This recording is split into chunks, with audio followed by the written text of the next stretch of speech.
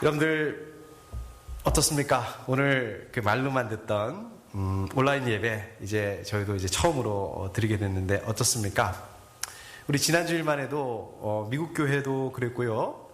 저희 우리 생명샘 교회도 계속해서 모여서 예배를 드리기로 했었죠. 그런데 지난 주간에 제가 우리 생명샘 가족 카톡방에다가 설명드렸잖아요. 우리 트럼프 대통령 권고사항 10명 이상 모이지 않았으면 좋겠다. 이 대통령 권고사항에 따라서 이것을 존중해서 우리 미국 교회가 4월 1일까지 예배를 포함해서 성경 공부, 기도 모임, 또 ESL 모든 모임을 하지 않기로 했다고 합니다. 그리고 또 이제 주일 예배는 미국 교회도 온라인으로 이제 드리기로 했다고 합니다. 그래서 우리 생명샘 교회도 좀 그렇게 했으면 좋겠다 이렇게 알려왔습니다. 그러니까 그 바람에 저희도 이제 얼떨결에 자의반 타의반 이렇게 온라인 예배로 드리게 되었습니다. 사실은 몇 주 전부터 우리 한국에서 온라인 예배를 드린다는 그 뉴스를 듣게 되었고요. 또 우리 지난 주일부터는 이 지역에서도 많은 교회가 또 온라인으로만 드리든지 아니면 또 온라인하고 오프라인하고 같이 이렇게 드린다 그런 교회들이 이제 많이 생겼습니다. 그래서 사실 저도 아닌 게 아니라 좀 걱정이 좀 되더라고요. 저희도 좀 온라인 예배를 좀 준비해야 되는데 이렇게 걱정을 하고 있었습니다. 근데 이게 사실은 저희가 한 번도 이게 안 해본 거잖아요. 우리가 정말 이런 일이 있기 전에는 정말 생각도 못 해본 저도 정말 처음으로 이렇게 해보는 거지 않습니까? 그래서 우리가 지난주일 예배가 끝나고 나서 물론 우리 지난주일만 해도 계속 예배 드린다 이렇게 했지만은 막상 또 우리의 의지와 또 우리의 뜻과 관계없이 우리도 온라인 예배를 드릴 수 있는 상황이 올 수 있지 않겠습니까? 그래서 우리 양 전사님하고 또 하 목사님하고 이 셋이 앉아가지고 늦게까지 앉아서 온라인 예배로 드릴 수 있는 방법에 대해서 많이 고민을 해봤습니다. 온라인 예배를 말은 쉬워서 이제 온라인 예배 이렇게 하는데 온라인 예배를 드린다 하더라도 녹화로도 할 수 있겠고 또 생방송으로도 할 수 있겠고 또 유튜브를 쓸 수도 있겠고 페이스북을 사용할 수도 있겠고 경우의 수가 많이 있더라고요. 처음에는 정말 저도 막막했습니다. 그런데 이렇게 하나하나 좀 원칙을 세워가면서 어떻게 하면 가장 우리 예배하고 가까운 방법으로 할 수 있을까? 또 어떻게 하면 또 어떤 방법이 우리 생명샘 가족들이 전부 다 참여하시기 쉬운 방법이 있을까? 그런 방법이 있을까? 이렇게 고민을 좀 많이 해봤습니다. 그래서 아무래도 녹화보다는 또 이렇게 생방송으로 하면 이게 좀 더 좋을 것 같다라는 그런 생각을 하게 됐고 의견을 모으게 됐고 또 우리 유튜브 같은 경우는 우리 권사님 우리 우리 교회에서 연장자이신 우리 권사님도 유튜브를 요새는 사용하신다는 그 말씀을 제가 들은 적이 있습니다. 또 잘 사용하시더라고요. 그래서 아무래도 페이스북보다는 좀 유튜브가 낫겠다 이런 생각을 좀 했습니다. 물론 온라인으로 이렇게 라이브로 생방송으로 하다 보면 인터넷이 버퍼링이 생긴다든지 또 끊어진다든지 그럴 수 있잖아요. 사실 일주일 동안 준비하면서 좀 잘 되기도 하고 또 중간에 또 안 되기도 하고 또 오늘도 사실은 잘 됐다가 안 됐다가 잘 됐다가 안 됐다가 이제 이런 것들을 이렇게 반복을 해왔습니다, 실제로. 그래서 만약을 대비해서 우리가 또 어제는 모여서 이렇게 녹화로 예배를 또 녹화를 해놓기도 했습니다. 처음에는 좀 막막했는데 그래도 우리 또 이렇게 양 전사님하고 또 우리 하 목사님하고 또 어제 오늘 또 이렇게 우리 임 목사님하고 같이 고민하면서 또 이렇게 막상 해보니까 또 생각도 정리가 되고 또 좋은 아이디어도 나오고 또 그렇게 됐습니다. 이렇게 준비하게 됐습니다. 참 감사하죠. 그리고 무엇보다도 좀 너무 감사한 것은 우리 생명샘 가족들께서 이 상황을 너무 잘 이해해 주신다는 거예요. 그리고 또 상황을 또 잘 받아주셔서 이게 최선은 아니지만 맞습니다. 이게 최선은 아닙니다. 그렇지만 이렇게 또 우리가 함께 온라인으로나마 예배를 드릴 수 있다는 자체가 저는 얼마나 감사한지 모르겠습니다. 정말 이 시간을 통해서 우리가 하나님께 예배 드린다는 것이 그동안 축복이었구나, 특권이었구나, 말로는 그렇게 했지만 정말 그 뭐라 그럴까요? 몸으로 이렇게 느낄 수 있는 그런 시간이 아닌가. 또 다시 한번 감사할 수 있는 그런 시간이 됐으면 좋겠습니다. 자, 이제 우리 말씀으로 가보시죠. 말씀으로 가보시면 우리 지난 말씀 좀 기억하시죠, 여러분들? 바울이 그 예루살렘에서 예수님을 믿는 그리스도인들을 엄청 박해합니다. 핍박하고 잡아가두고 죽이고, 또 그것도 모자라서 이제 대제사장한테 체포영장을 받아서 다마스쿠스에 거기 그리스도인들이 많이 갔다더라. 거기 있는 그리스도인들 잡으러 가야지. 이제 잡으러 다마스쿠스로 갑니다. 다마스쿠스로 가는 길에 오히려 자기가 예수님을 만나죠. 바울이 예수님을 만나는데 그때 이제 하늘에서 환한 빛이 비추면서 눈을 벌게 됩니다. 그래서 앞을 볼 수가 없게 됩니다. 그래서 뭐 남을 체포하기는커녕 자기가 마치 체포당한 사람처럼 다른 사람들한테 이렇게 부축을 받아가면서 겨우겨우 이제 다마스쿠스로 갔습니다.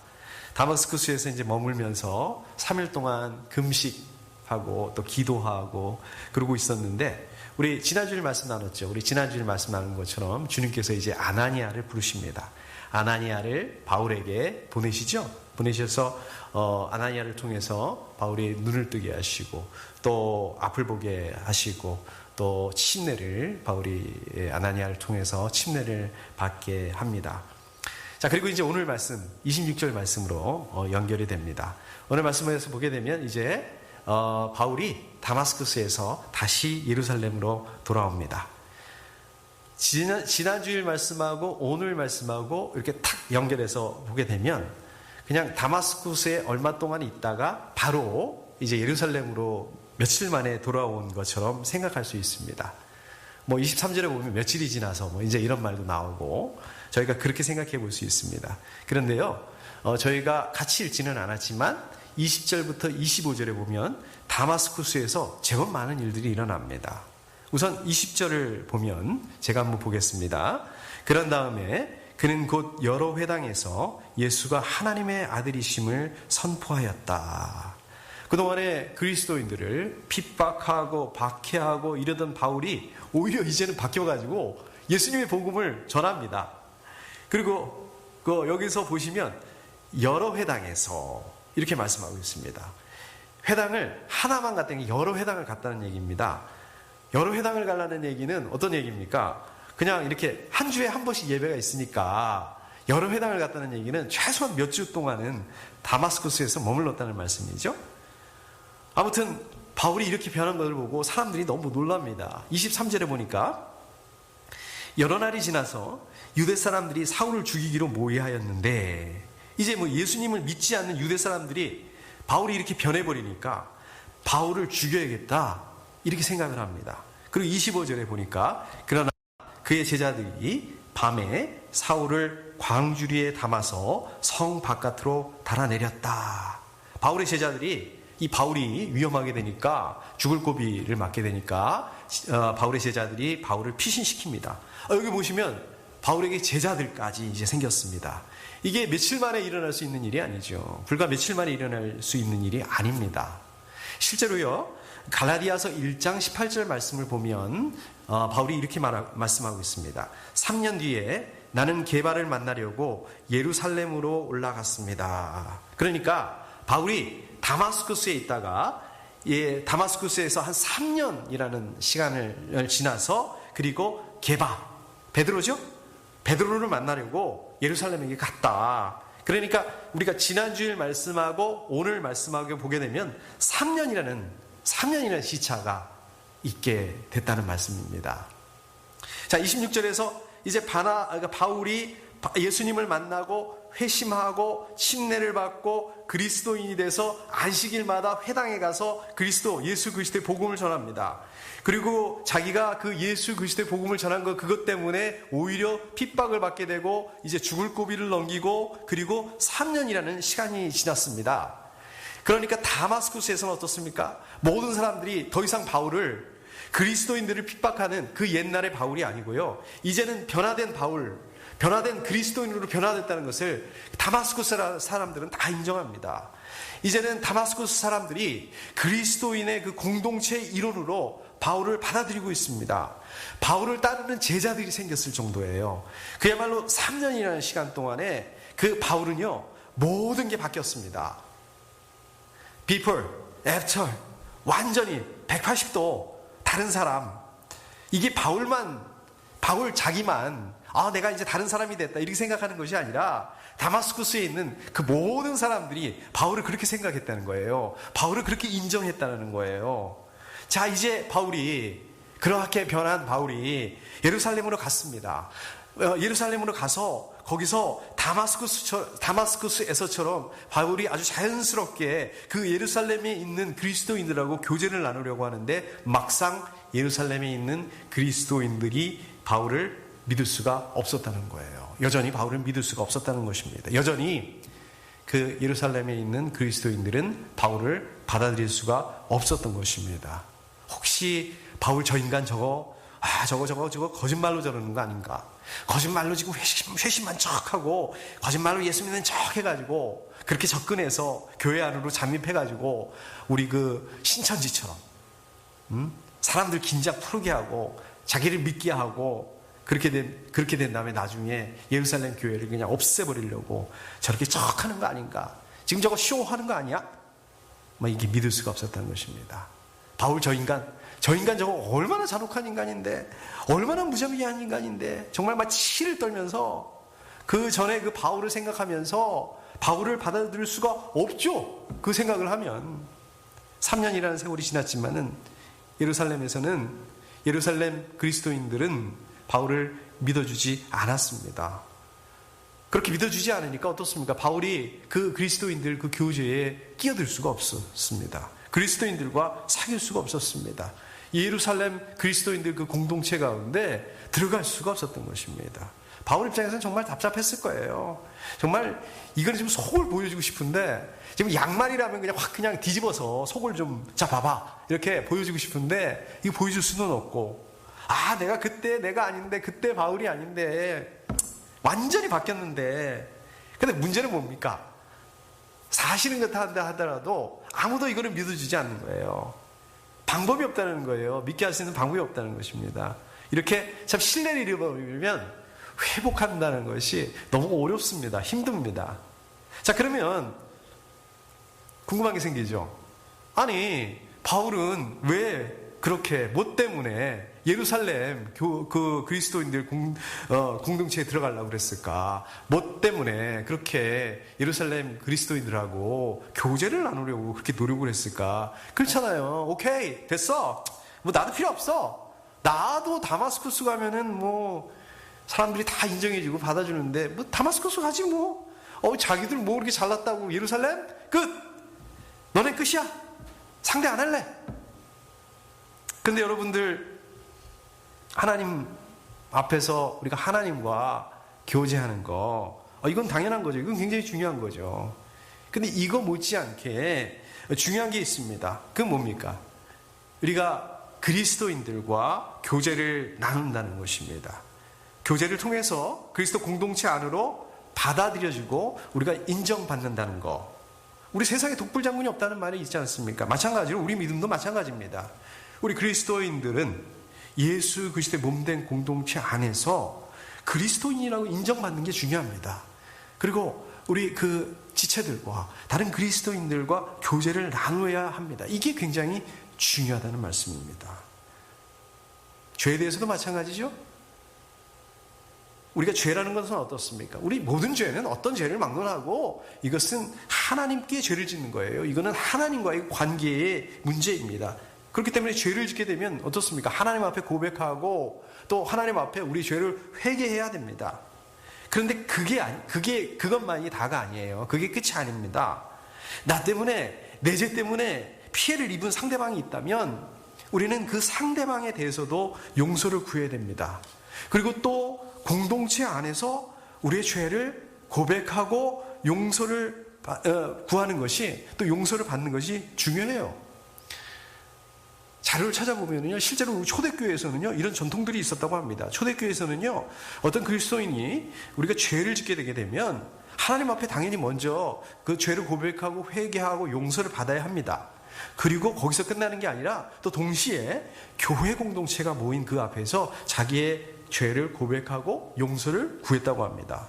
자, 이렇게 공동체 앞에서 자기의 죄를 고백하고 또 고백하게 되면, 용서를 구하게 되면 그 공동체가 형제님, 자매님, 죄를 용서합니다, 이렇게 말을 해서 용서를 해줬다고 합니다.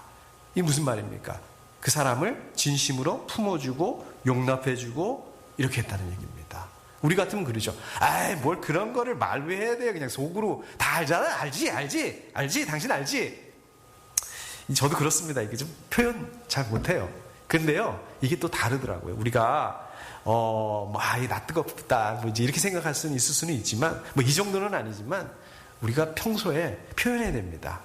우리 속으로만 알고 있으면 몰라요. 상대방이 속으로 있는 것을 속으로만 하지 마시고 표현하시고 말씀하시고, 그 연습이 필요합니다.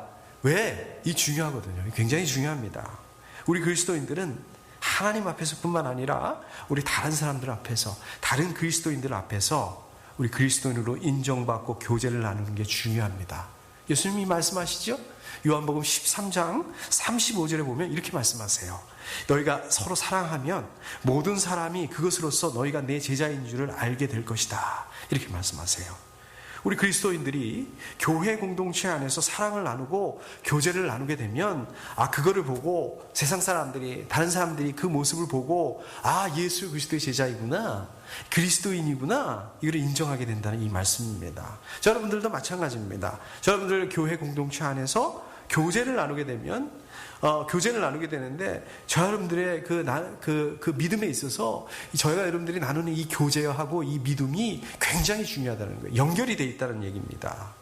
자, 이제 다시 오늘 말씀 27절 말씀으로 돌아가 보도록 하겠습니다. 27절 말씀으로 보면, 그러나 바나바는 사울을 맞아들여 사도들에게 데려가서, 이렇게 얘기합니다. 아까 말씀드린 것처럼 예루살렘에 있는 그 그리스도인들, 사도들, 바울을 받아주지 않아요. 인정하지 않습니다. 근데 바나바가 유일하게 바울을 인정해주죠?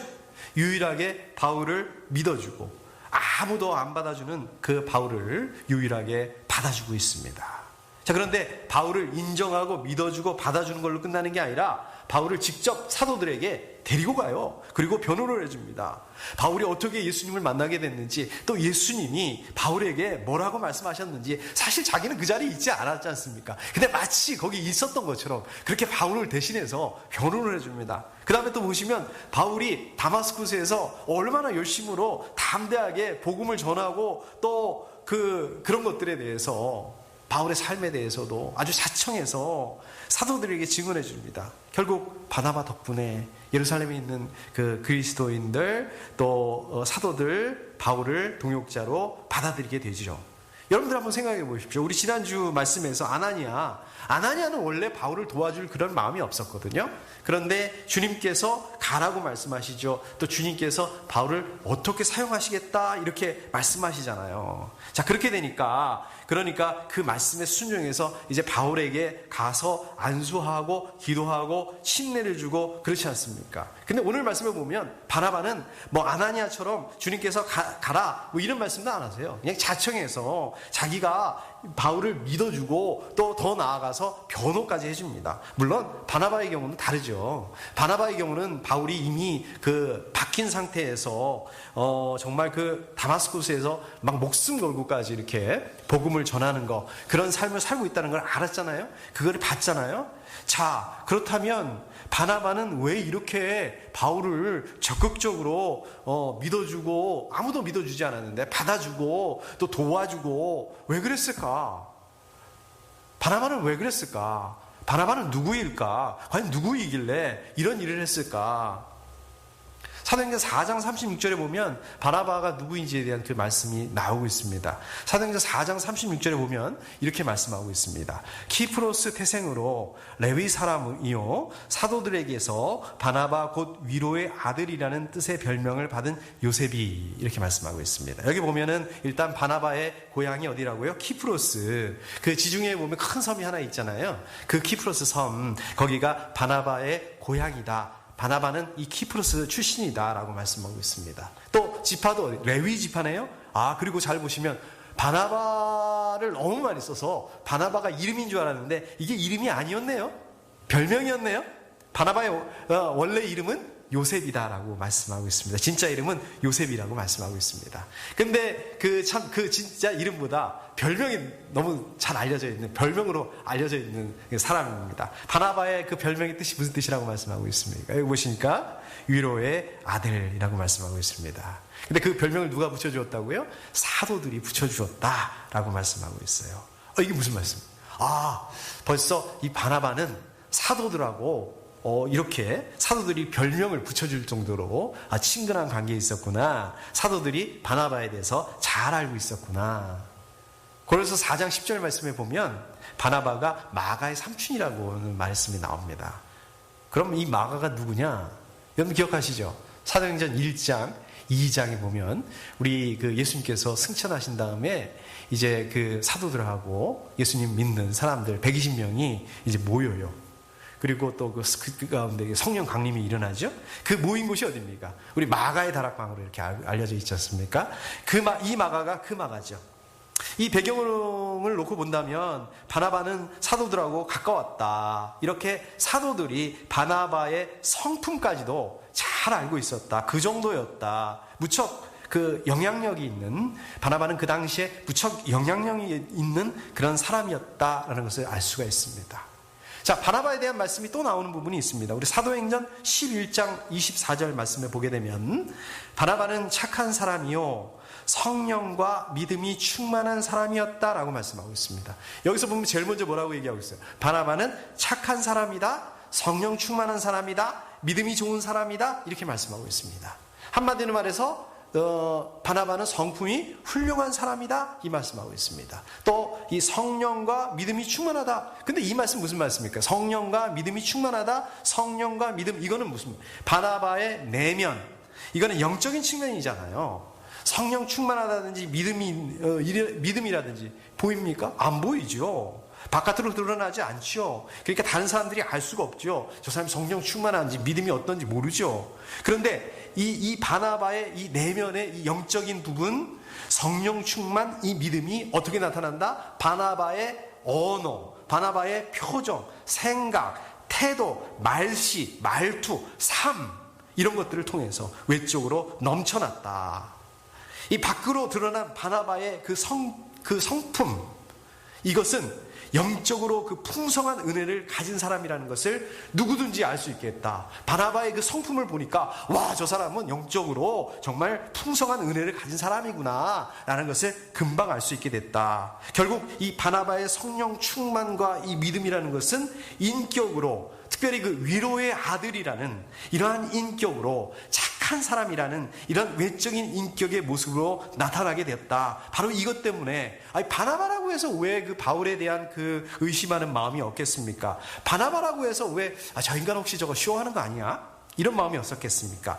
괜히 이거를 섣불리 바울을 사도들에게 소개했다가 바울이 완전히 바뀌었습니다. 바울이 옛날에 그 사람이 아니에요. 바울 믿어줘야 됩니다. 이렇게 했다가 나중에 바울이 배신이라도 때리게 된다면, 그게 아니었다는 게 밝혀지게 된다면 어떻게 되는 건가? 왜 이런 생각을 안 해봤겠습니까? 그러나 이 바나바의 내면의 성령 충만함과 믿음 때문에 다른 사람들 눈에는 볼 수 없었던 것들, 다른 사람들과 다른 눈으로 바울을 볼 수 있었다. 다른 사람들과는 다르게 바울을 믿을 수 있게 되었다. 이 말씀인 것입니다. 결국 이 바나바의 중재 때문에 어떤 일이 일어납니까? 바나바의 중재가 어떤 열매로 나타나게 됩니까? 3가지 열매로 나타나게 됩니다. 자, 첫 번째 열매를 보게 되면 28절에서 말씀하고 있죠.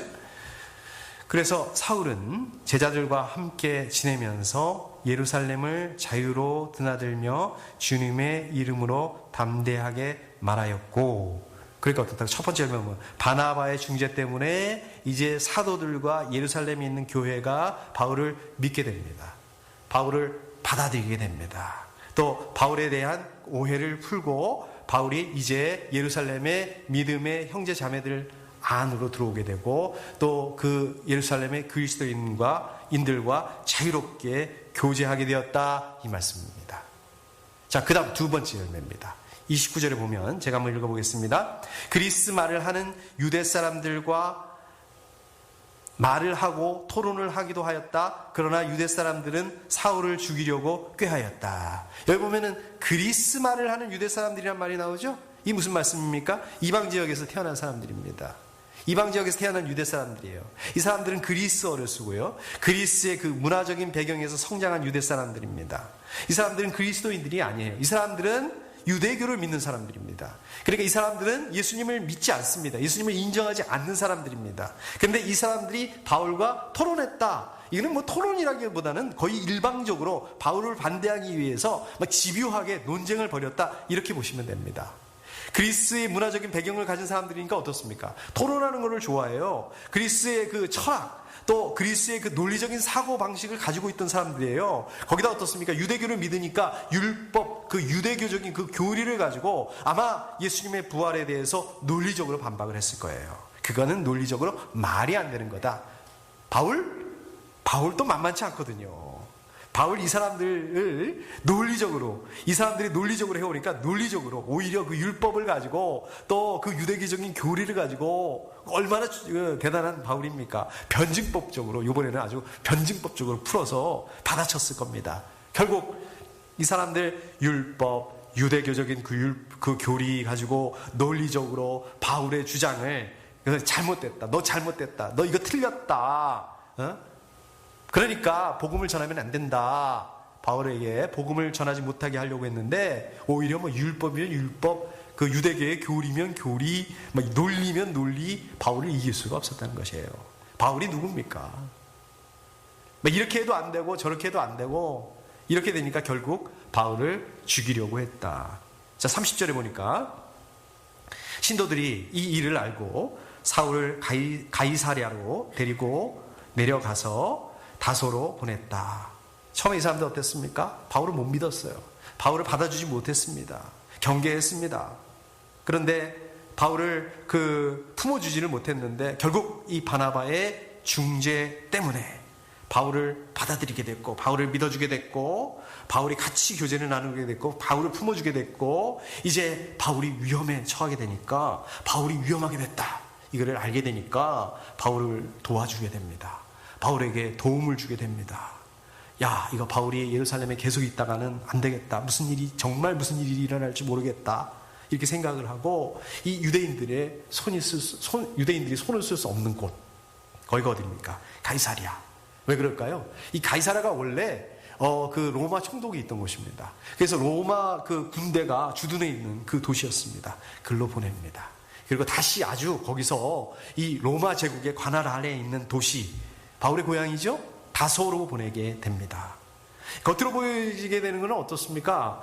뭐 바울이 정말 그 죽음을 피해서, 위험을 피해서 이렇게 가이사라로 다소로 이렇게 도망가는 것처럼 보입니다. 그러나 그 내면적으로 본다면 그 가운데 성령님의 인도하심이 있었다는 거예요. 실제로요, 사도행전 22장 17절부터 21절의 말씀을 보게 되면 바울이 오늘 말씀, 이 상황을 회상하면서 기억하면서 바로 그때 그게 성령님께서 인도하신 것이었다. 그때 주님께서 환상 속에서 네가 이방 선교를 해야 될 것이다 라고, 이방 선교를 위해서 보내겠다 라고 말씀하셨다. 이렇게 고백을 합니다. 바울은 어땠겠습니까? 다소에서 어떤 시간을 보냈을까요? 정말 깊은 묵상의 시간, 정말 그 기도, 또 말씀 연구. 우리가 그렇잖아요. 꼼짝없이 집에 있게 되니까 말씀 보게 되고 기도하게 되고 그러지 않습니까? 정말 그 다소에서의 그 시간들을 통해서 바울의 신앙이 더욱 더 깊어지고, 이게 세 번째 열매죠. 바울의 신앙이 더 깊어지게 되고 더 성숙되어지게 되고, 그 이후에 이제 로마 제국을 두루 다니면서 이 이방인 선교, 주님께서 말씀하신 이 이방인 선교를 위한 기반을 놓을 수 있는 시간이 되었다. 그런 시간을 가질 수 있게 되었다. 나중에 사도행전 11장 25절 26절 말씀을 보게 되면 바나바가 다소로 가서 바울을 데리고 와서 본격적으로 이제 안디옥에서 함께 동역을 하면서 바울의 사역이 다시 시작이 됩니다. 자, 마지막으로 31절 말씀을 보시면, 그러는 동안에 교회는 유대와 갈릴리와 사마리아 온 지역에 걸쳐서 평화를 누리면서 튼튼히 서갔고 주님을 두려워하는 마음과 성령의 위로로 정진해서 그 수가 점점 늘어갔다. 이렇게 말씀하십니다. 우리 사도행전 8장 1절에서 어마어마한 박해가 시작이 됩니다. 막 그 박해 때문에 그리스도인들이 막 뿔뿔이 흩어져요. 교회에 큰 위기가 찾아옵니다. 과연 교회를 더 이상 유지할 수 있을까? 이런 상황이었습니다. 자, 그런데 이제는 어떻게 됐다? 교회가 평화를 누리게 됐다. 이렇게 말씀하세요. 교회가 막 근근히 겨우겨우 버티는 그런 걸로 끝나는 게 아니라 오히려 반대로 교회가 튼튼히 서갔다. 오히려 사람들이 더 교회로 모이게 됐다. 교회의 평안과 부흥이 일어납니다. 막 교회가 역동적으로 또 생동감 있게 이렇게 바뀌게 됩니다. 자, 그런데 여기서 왜 그 말씀을 31절에서 이 말씀을 쓰고 있을까요? 이게 바로 바나바의 중재의 열매의 결과였다. 바나바의 그 중재의 열매의 결과로 이렇게 된 것이었다. 세 번째 열매입니다. 오늘 말씀 정리하도록 하겠습니다. 제가 그 사도행전 9장부터 12장까지 6번에 걸쳐서 말씀을 준비하고 나누고 있습니다. 이제 오늘 말씀으로 이제 반이 지났네요. 3번 말씀이 지났습니다. 여기까지는 바울이 중심이 되는 그 말씀이었고요. 이제 나머지 3번은 바울이 아니라 아마 베드로를 중심으로 한 그 말씀으로 이어질 것이라고 생각합니다. 그렇게 준비를 하고 있습니다. 여기서 잠깐 그 우리 사도행전의 큰 그림을 보게 된다면 제가 생각하기에는 8장 1절이 큰 전환점이 되는 것 같습니다. 그 전까지는 그런 게 없었죠. 그 전까지는 잠잠했습니다. 그러나 그 잠잠하던 그 예루살렘 교회, 예루살렘 그리스도인 그 공동체 안에 정말 전해볼 수 없었던, 정말 역사상 처음으로 정말 어마어마한 그 핍박과 박해가 시작이 됩니다. 이런 걸 경험해 본 적이 없었던 그리스도인들이 어떻습니까? 이 박해를 피해서, 이 어려움을 피해서 너무 놀라서, 너무 공포스러워서, 너무 패닉 상태가 돼서 막 여기저기로 흩어집니다. 이제 막 교회 공동체를 시작을 했는데, 이제 그리스도인들의 공동체를 시작했는데, 이제 막 시작한 교회 공동체, 이제 막 시작한 그리스도인 공동체, 예수 그리스도에 대한 그 믿음이 채 뿌리도 내리기도 전에 이제는 이 믿음이 막 그 뿌리채 흔들릴 수 있게 된 것입니다. 이 여세를 몰아서 이 그리스도인들을 그 박해하던 바울, 막 흩어진 그리스도인들 뿌리를 내가 뽑겠다. 막 대제사장 그 체포영장 받아가지고 다마스쿠스로 갑니다. 가는 길에 예수님을 만납니다. 바울 자기가 뒤집어지고 말았죠. 바울이 뒤집어지기는 했는데 눈이 멀어서 아무것도 할 수 없게 됩니다. 앞도 볼 수 없어요. 자기 자신도 건사할 수 없게 됩니다. 그 다음에 뭘 어떻게 해야 되는 건지 아무것도 모릅니다. 정말 막막한 그 상황 가운데 있습니다. 거기다가 어떻습니까? 그동안에 바울 자기가 한 짓 때문에 아무도 바울을 도와주려고 하지 않아요. 아무도 바울에게 오려고 하지 않습니다. 그때 주님께서 아나니아를 부르시고 바울에게 보내셔서 그 다음을 풀어가세요. 막상 바울이 회심하고 그리스도인이 됐고 예수님의 복음을 전했고 또 그것 때문에 오히려 이제는 죽을 고비를 넘깁니다. 그 소식이 아마 예루살렘에도 전해졌을 거예요. 그리고도 많은 시간이 지났습니다. 3년이라는 시간이 지났습니다. 그런데 예루살렘 그리스도인들이 막상 바울과 교제하려고 하지 않아요. 두려워합니다. 경계합니다. 바울을 공포스러워합니다. 어떻게 보면은 예루살렘에 있는 사도들, 그리스도인들 바울을 의심하고 바울을 믿을 수 없었던 거, 그런 바울과 교제를 꺼렸던 거 지극히 당연하고 상식적인 반응이었는지 모르겠습니다. 근데 이때도 주님께서는 바나바를 세우셔서 그 다음을 풀어가십니다. 정말 어디서 나타났지?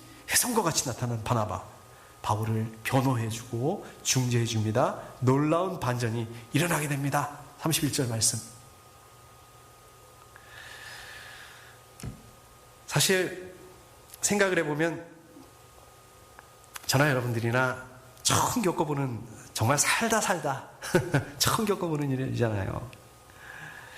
아마 이런 상황은 우리 바울도, 사도 바울도 생각을 못했을 것 같습니다. 이 뒤집어 놓고 보게 된다면 사실 우리는 바울도 경험해보지 못한, 정말 바울이 뭐예요? 뭐 아담부터 아브라함부터 뭐 인류 역사상 처음으로 이 길을 걸어보게 되는 것 같습니다. 생각해보면 놀라운 일입니다.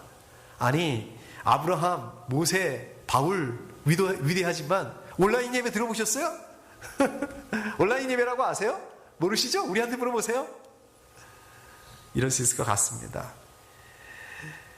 좋은 점이 또 있더라고요. 이렇게 온라인 예배 드리니까 또 이렇게 평소에 건강 때문에 같이 이렇게 예배 드릴 수 없지만 또 이렇게 온라인으로 또 예배 드리니까 같이 예배 드릴 수 있고, 물론 뭐 시차는 있을 수 있지만 또 이렇게 한국에 계신 분도 할 수 있고, 우리 나중에 좀 이렇게 주변 분들 더 초대해서 또 이렇게 클릭만 하면 되니까 같이 예배 드릴 수 있는 그런 기회가 될 수 있는 것 같아서 또 감사하다는 그런 생각이 듭니다. 요즘 그 코로나 바이러스 때문에 많은 사람들이 두려워하죠. 큰 그림, 아까 제가 큰 그림에 대해서 말씀드린 것처럼 우리가 이 큰 그림을, 성경 말씀에 있는 큰 그림을 우리 상황에다가 좀 대입해보면, 적용해보면 사람들이 너무 두려워합니다. 너무 공포스러워해요. 정말 그 패닉 상태에서 뭐라 그럴까요? 뉴욕은 전체 다 완전히 그 자체 격리하도록 했다고, 그 모든 회사들이 온라인으로만 하게 됐다는 얘기를 제가 뉴스에서 봤습니다. 정말 모든 게 멈춰서 있는 그런 느낌입니다.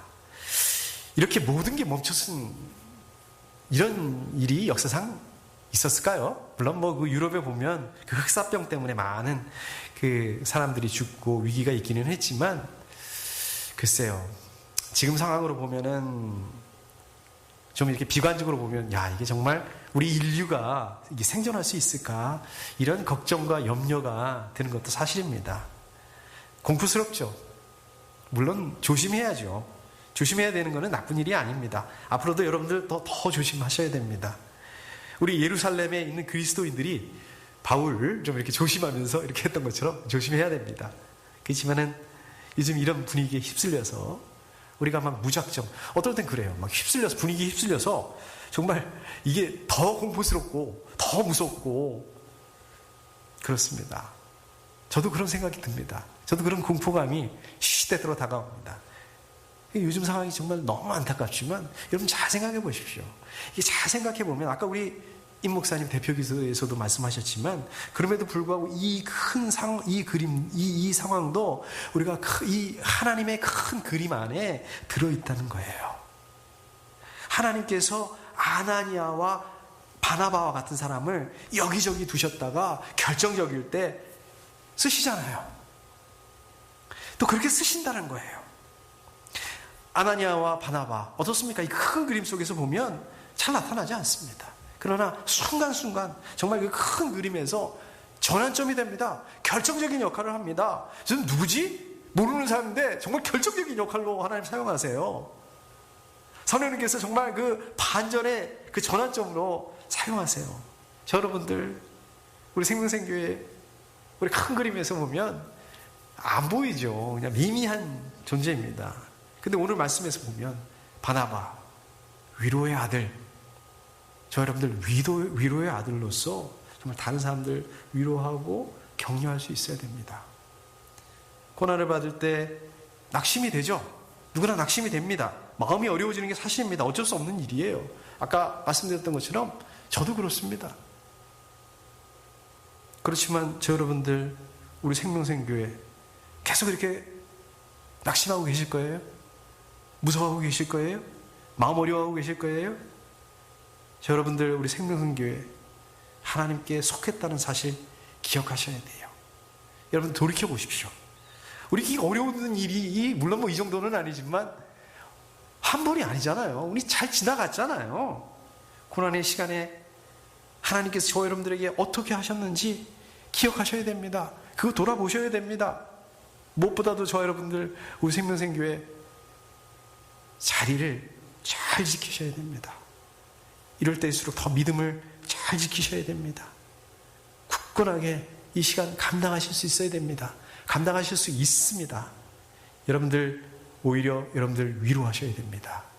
여러분들의 위로를 통해서 여러분들의 식구들, 친구들, 동료들, 주변의 다른 분들 정말 이 시간 잘 지나갈 수 있도록, 우리만 잘 지나가는 게 아니라 우리의 위로와 격려를 통해서 그분들까지 같이 잘 지나갈 수 있도록 그렇게 하셔야 됩니다. 이번 한 주간 그렇게 하실 수 있기를 축복합니다. 함께 기도하겠습니다.